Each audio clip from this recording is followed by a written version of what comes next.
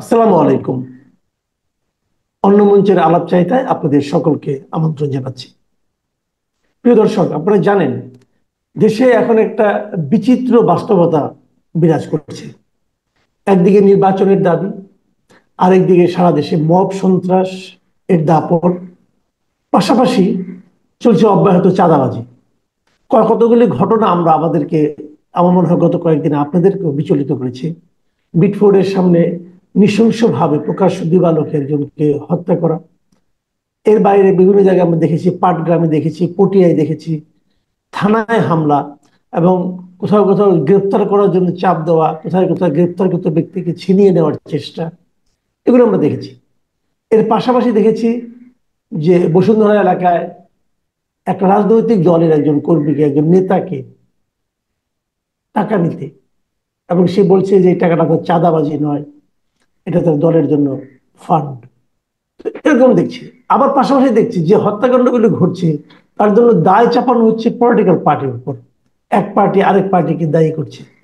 কিন্তু যখন আইন শৃঙ্খলা পরিস্থিতির অবনতি হয়, তখন সরকার কোনো দায়মুক্ত থাকতে পারে, এটাও কিন্তু এক বিচিত্র রাজনীতি নিয়ে আমাদের সামনে উপস্থিত হয়েছে।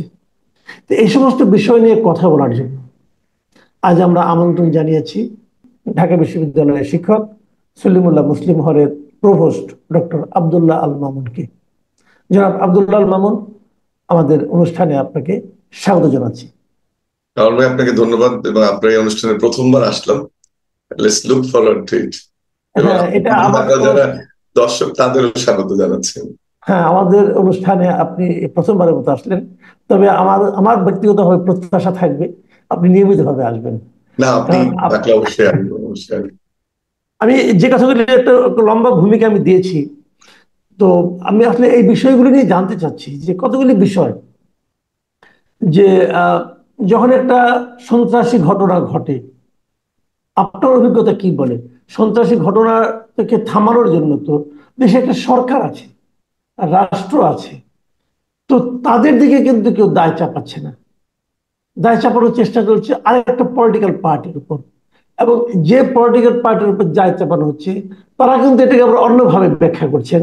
যেমন আজকে দেখলাম, আমি পত্রিকায় দেখলাম যে মির্জা ফখরুল ইসলাম আলমগীর বলেছেন যে নির্বাচনকে পিছিয়ে দেওয়ার জন্য তাদের উপর দায় চাপানো হচ্ছে।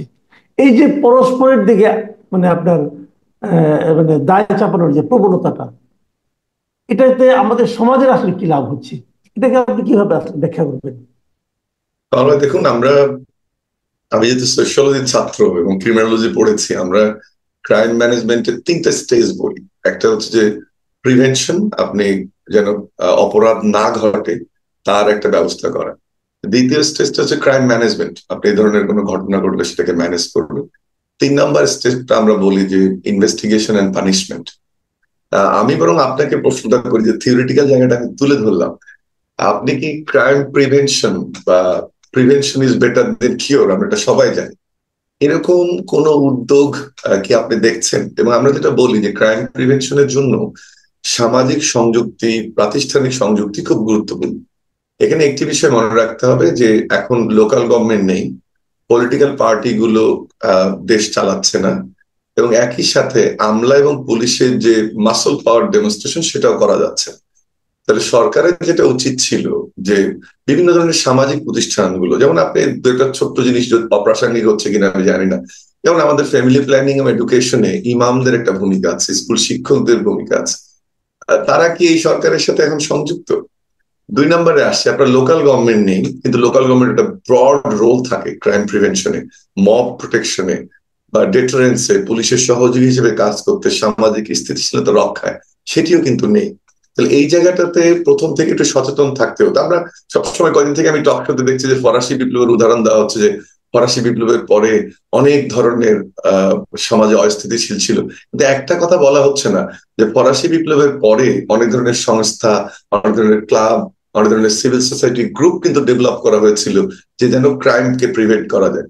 আরেকটা জিনিস দেখেন, যেহেতু আপনি চাঁদাবাজির শব্দটা আনলেন বা ক্রাইমের কথাটাকে প্রথমে আনলেন, অস্থিতিশীলতা আনলেন, আমরা ক্রিমিনোলজির একটা ফেমাস স্কুল হচ্ছে শিকাগো স্কুল, অর্থাৎ আমেরিকার শিকাগোতে স্ল্যাম এরিয়াতে আপনার মোস্টলি ড্রাগ, বিভিন্ন ধরনের ছিনতাই, চাঁদাবাজি, এই ঘটনাগুলো ঘটতো। সেটাকে প্রিভেন্ট করেছে কিভাবে? এটা কি পুলিশ ফোর্স দিয়ে? না, ওটাকে এডুকেশন এবং ইনস্টিটিউশনাল সংযোগ এবং সামাজিক সংযুক্তের মাধ্যমে। এই জায়গাটাতে আসলে আমরা কেউ খুব কম কথা বলছি। আমরা যদি এটা করতে পারতাম কামাল ভাই, সম্ভবত প্রিভেনশনের জায়গাটা হতো। দ্বিতীয়টা যেটা স্টেজ, যে আপনি ক্রাইম ম্যানেজমেন্ট, সে জায়গাটাও কি ভালোভাবে করতে পারছি? দেখা যাচ্ছে কেউ যমুনার সামনে বসলে যে একটা ব্যবহার করা হচ্ছে, আর এক গ্রুপের সামনে আর একটা ব্যবহার করা হচ্ছে। ছোট গ্রুপ প্রতিবাদ করলে একটা ব্যবহার করা হচ্ছে, আবার পলিটিক্যাল পার্টির কোনো উইং প্রতিবাদ করলে আর একটা ব্যবহার করা হচ্ছে। সো ক্রাইম ম্যানেজমেন্টেও কিন্তু আমরা এই সরকার ভালো ইফেক্টিভনেস দেখাতে পারেনি। এরপর আসেন 3 নাম্বার স্টেজ, যে আপনি ইনভেস্টিগেট করবেন, বিচারের মুখোমুখি করবেন এবং পানিশমেন্ট দিবেন, যেন এই ক্রাইমটা অন্য কেউ আর করার সাহস না পায়। এটাই তো ল, এটাই তো প্রসেস।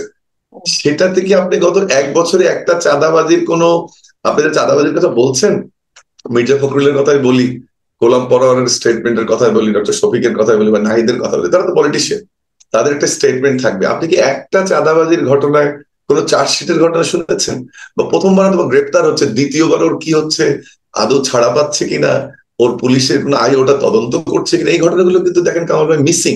আমরা সংস্কার সংস্কার করে সামাজিক স্থিতিশীলতার জায়গাটা, একটা সাধারণ মানুষের যে চাহিদার জায়গাটা, একটা সুশৃঙ্খল ভাবে সমাজে থাকা, দ্রব্যমূল্য নিয়ন্ত্রণে থাকা, স্বস্তির মধ্যে থাকা, আপনি সংস্কার সংস্কার করে রাজনীতিকে এত গুরুত্ব দিচ্ছেন যে অর্থনীতি এবং সমাজনীতি পিছিয়ে পড়ছে। আপনি 1 বছর পরে সে আর বলতে পারেন না যে আমরা ইন্টারিম গভর্নমেন্ট, আমাদের দায়িত্ব কতটুকু। এই জায়গাটা আমরা ফেল করেছি। 4 নাম্বার যে পয়েন্টটা যুক্ত করতে, যে পলিটিক্যাল পার্টিগুলোর মধ্যে ব্লেম গেমের যে কথাটা আপনি বলছেন, এটা খুবই দুঃখজনক যে যদিও বিএনপি বড় রাজনৈতিক দল, তাদের কথাটা সবচেয়ে বেশি আসছে চাঁদাবাজি এবং টেন্ডারবাজি এই কথাগুলোর ক্ষেত্রে, কিন্তু আপনি ভুলে যাবেন না যে জামাত ইসলাম যারা রিলিজিয়াস পলিটিক্স করে, ধর্মীয় রাজনীতি, তাদের আমি গতকালকে একটা দেখতে চাচ্ছিলাম, যে গত পত্রিকাগুলো ঘাটছিলাম যে জামাত ইসলাম সংক্রান্ত কেমন নিউজ এসেছে। তা আমি আসলে 6 মাসে খুঁজতে পেরেছি যেটা প্রকাশিত ঘটনা, তাতে আমি 32টা কেস পেয়েছি, এবং আপনি দেখতে পাচ্ছেন আমার মোবাইলে এই 32টা কেসের ডাটা। এটা খুলনার খালিশপুর থেকে, কুড়িগ্রামের টিওনগে মাদ্দর থেকে, সিলেটের টাকা। হ্যাঁ, আমি কিন্তু এই ডাটাটা বের করেছি, এবং এটা জামাত ইসলামের নেতারা চাইলে, আমি কোনো কাউকে বিরাগ ভাজন করছি না, আমি বিএনপির কথা বলেছি। কিন্তু একটা প্রোপাগান্ডায় দেখবেন, আমি মির্জা ফখরুল ওই জায়গাটা যাওয়ার চেষ্টা করছি, একটা প্রোপাগান্ডায় দেখবেন যে এগুলো, এই চাঁদাবাজিকে সামনে এনে, টেন্ডারবাজিকে সামনে এনে এই কথাগুলো বলে এটাকে সামাজিক স্থিতিশীলতার পর্যায়ে না রেখে বারবার বলা হচ্ছে এই পরিস্থিতি কি ইলেকশন সম্ভব, এই পরিস্থিতি কি ভোট বাক্স নিরাপদ থাকবে, এই কথাটা বলা হচ্ছে। আমার মনে হয় ওখানেই মির্জা ফখরুলের অবস্থানটা, যে সমাজে আইন শৃঙ্খলা পরিস্থিতি যদি অবনতি ঘটে তাকে ঠেকানো, বা চাঁদাবাজি ঘটলে তাতে ঠেকানোর দায়িত্ব সরকারের। এটা পলিটিক্যাল পার্টিকে চাপিয়ে দিলে তখন জিনিসটা ভিন্ন খাতে দেখায়।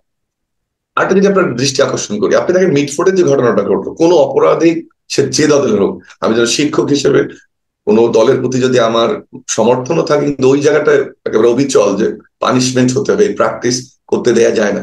কিন্তু আপনার ঘটনাটার যে নৃশংসতা, সেটাও কিন্তু একেবারে মানে অনেকটা, আমরা যেটা বলি না যে আইএমএ জালিয়াতকে হার মানিয়ে দেয়, ওই চিত্র মনে আসছে।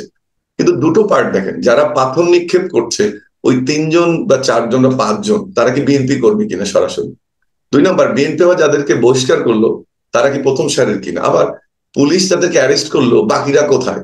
আবার দেখবেন গতকালকে একটা ভিডিওতে দেখলাম, এই যে ভিকটিমের মেয়ে, ভাগ্নি এবং ওয়াইফ, তারা বলছে যে পুলিশ দুটো কাগজ দেখিয়েছে, একটাতে সাক্ষাৎকার বলেছে এটাতে সাইন করবে, ওটাতে সাইন করবে। তার মানে ওই গভর্নমেন্টের যে রোলটাকে আমি বারবার হাইলাইট করার চেষ্টা করছি, এই জায়গাটায় গভর্নমেন্ট ফেল করেছে, এবং যে কারণে কিন্তু এগুলো পলিটিক্যাল রেটোরিক হিসেবে ডেভেলপ করছে। যদি এমন হতো যে মিটফোর্ডে 20 জনকে ধরা হয়েছে, তদন্ত হয়েছে, এই রায় এই করেছে, তাহলে কিন্তু এইটা ধামাচাপা দেওয়া যেত, প্রয়োজন হতো না, প্রকৃত ঘটনাটা বেরোতো। আর একটা জিনিস আপনি দেখেন, আমি নৃশংসতার কথাটা বললাম, কিন্তু একটা ঘটনাকে সারা দেশে যে নাড়িয়ে দিয়েছে, দুটো পার্সপেক্টিভ থাকতে পারে। একটা হচ্ছে বিপ্লব পরবর্তী মানুষ ভীতিটা কেটে গেছে, মানুষ কথা বলতে পারছে, আমি এটাকে খুবই ওয়েলকাম করি। যে সরকারি পরবর্তীতে সরকার গঠন করবে তাদেরকে এটা ফিল করতে হবে যে একটা পাবলিক প্রেশার কিন্তু আছে, আগের মতো বন্দুকের নলের মধ্যে সমাজকে দমিয়ে রাখা যাবে না, এটা কিন্তু অবশ্যই।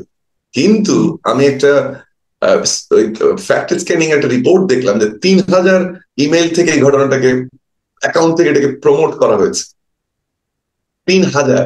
তো দেখেন তাহলে, এবং আমরা দেখেছি কিছু কিছু পলিটিক্যাল পার্টির সিনিয়র লিডাররাও ঘটনাটাকে হাইলাইট না করে দলকে হাইলাইট করেছে। নৃশংসতাকে হাইলাইট না করে ব্লেম করার চেষ্টা করেছে।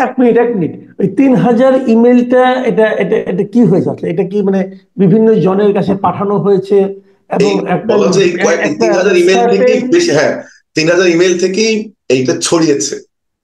আচ্ছা সরি, অ্যাকাউন্ট থেকে, ফেসবুক অ্যাকাউন্ট, টুইটার অ্যাকাউন্ট, এর সব ধরনের 3,000 অ্যাকাউন্ট এখানে আছে। তার মানে এই ঘটনার যে ভিডিওটা অথবা এর যে গ্রাফিক্যাল ডিসক্রিপশন যেটা, সেটা মানে ফেসবুকের 3,000 অ্যাকাউন্ট থেকে খুব দ্রুত বেগে ছড়িয়ে দেওয়া হয়েছে। 3,000-এর অধিক, হ্যাঁ 3,081 না কতটা দেখুন ছড়িয়ে দেওয়া হয়েছে। আচ্ছা তাহলে আচ্ছা আমরা যে আচ্ছা একটু আচ্ছা এতদিন বলতাম যে Awami League bot ID use করে হুম হুম হুম বা হুম হুম হুম অনলাইন মিডিয়াকে ম্যানিপুলেট হুম হুম করার হুম চেষ্টা হুম করে, আমি কোনো রাজনৈতিক দল কে করছে আমি সেটাতে যাচ্ছি না, কিন্তু এটা তো ঠিক না। আপনি আরেকটা হুম জিনিস দেখেন, সংস্কারের যখন আলোচনা হচ্ছে, মেইন স্ট্রিম মিডিয়াতে সংস্কারের খবরগুলো যেভাবে আসছে, আর হুম দেখবেন যে অনলাইন মিডিয়াতে শুধু মানছে না, একমত হচ্ছে না, করতে দিচ্ছে না, হবে না, সংস্কার করুন, এই জিনিসগুলো বেশি আসছে। কিন্তু আপনাদের লিস্ট করেন কামাল ভাই, আপনিও টক শোতে রেগুলার যান, আমিও যাই, আপনার 10% যাই অবশ্য আমি। তো সেটাতে দেখবেন আপনি মেইন স্ট্রিম মিডিয়া গুলোর যে বিহেভিয়ার অনলাইন, হুম আপনাকে কি মেলে ভাই? শুধু নেগেটিভটাকে প্রমোট করা হচ্ছে, যেগুলো ভালো এগ্রিমেন্ট হচ্ছে। অর্থাৎ এই মুহূর্তে কিন্তু কামাল ভাই আমাদের সোশ্যাল কোহেসিভনেস দরকার, সামাজিক সংহতি দরকার। নাকি আমরা একটা গভর্নমেন্ট পালালে মসজিদের ইমাম পালাবে, মুয়াজ্জিন পালাবে, সচিব পালাবে, মন্ত্রী পালাবে, এরকম দেখছি? এটা তো দেখতে চাই না। আমরা রিকনসিলিয়েশন চাই, যেটা আফ্রিকাতে হয়েছে, রুয়ান্ডাতে আপনার গণহত্যার পরে হয়েছে, উগান্ডাতে হয়েছে, ল্যাটিন আমেরিকায় হয়েছে। এটা না আপনার উদাহরণ দিবেন আপনি? নাকি আপনি এরকম করতে থাকবো, একটা এমন সমাজে থাকবো যে ইমাম পালিয়ে যাচ্ছে, শিক্ষক পালিয়ে যাচ্ছে, একটা কথা আপনি আমাকে বলেন, আপনি যেহেতু ইমাম শিক্ষকদের কথা বললেন এবং ঐক্যের কথা বললেন, আমাদের এই 1 বছর আমরা কি দেখছি যে বাস্তবতা তৈরি হয়েছে? ইমাম শিক্ষক এরাও কি নিজেদেরকে নিজ নিজ পেশায় নিজ নিজ কাজে নিরাপদ মনে করতে পারছে? আপনি দেখেন কয়েকদিন, এই 2 দিন আগের ঘটনা কিন্তু, একজন ইমাম খুতবা পড়ার সময় তাকে কোপানো হয়েছে হয়েছে তো। আপনি এই চট্টগ্রাম বিশ্ববিদ্যালয়ের কথা দেখেন, ভিসি কে বলা হচ্ছে যে আমাদের কথা শুনতে হবে কারণ আমরা আপনাকে এখানে বসিয়েছি। তো একজন শিক্ষক বলেন, একজন ইমাম বলেন, একজন সমাজের গণ্যমান্য ব্যক্তি হিসেবে যাকে আমরা আগে মানতাম, মাতবর টাইপের আগে বলতাম আমরা, তো তাদেরকে তাদের ভূমিকাটা পালন করার জন্য অনুকূল পরিবেশ আমরা দিতে পারছি? না, দুটো জিনিস ভাববে। প্রথমটা হচ্ছে যে আমরা, এটা কোনোভাবেই গ্রহণযোগ্য নয়।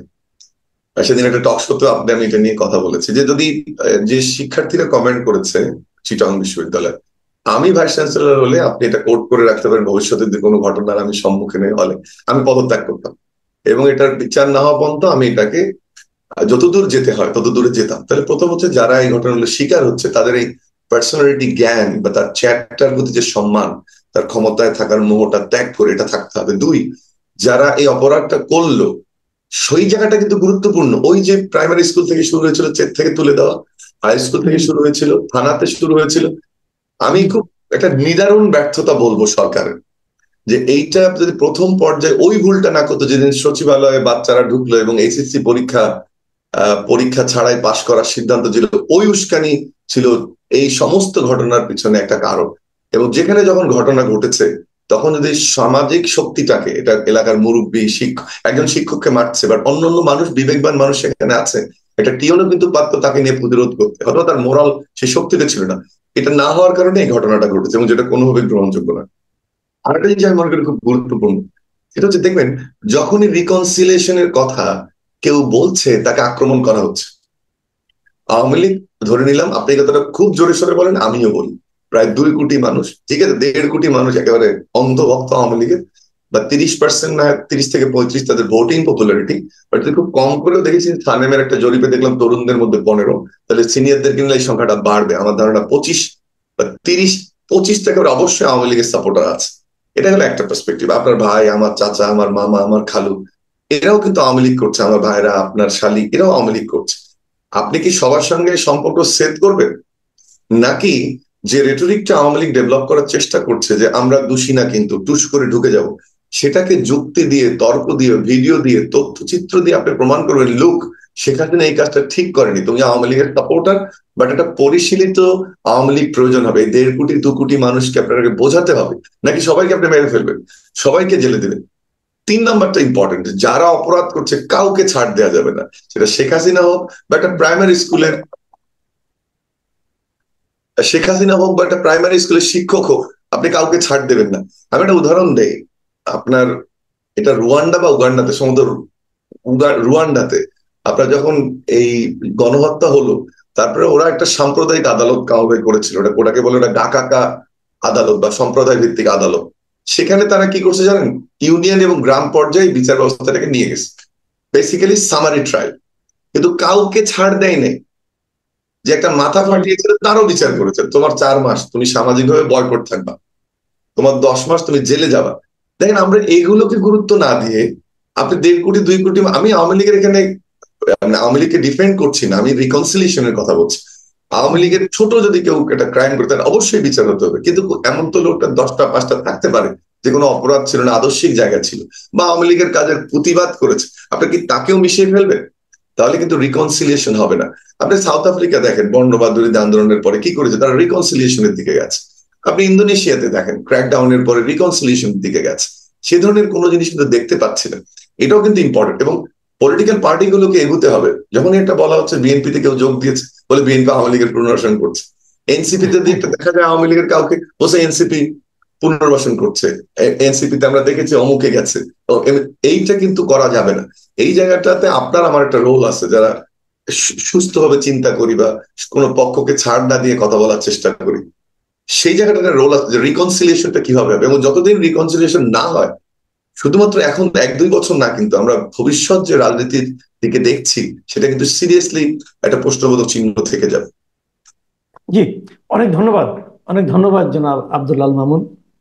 প্রিয় দর্শক, আপনারা শুনলেন বিভিন্ন বিষয়ে, বিশেষ করে আমাদের দেশের রাজনীতি, এবং যে জিনিসটাকে আমি সবসময় খুব গুরুত্ব দিই সেটা হলো একটা জাতীয় ঐক্য। আমি সবসময় মনে করি যে বিভক্ত জাতি কখনো অগ্রসর হতে পারে না। এবং ডক্টর আব্দুল আল মামুনের কণ্ঠেও কিন্তু আমি একই ধরনের সুর শুনতে পেলাম। আপনাদের কেমন লাগলো আপনারা লিখে জানাবেন। পরবর্তী সময়ে আমরা এগুলি আলোচনা করব। এখন এই পর্যন্তই। আল্লাহ হাফেজ।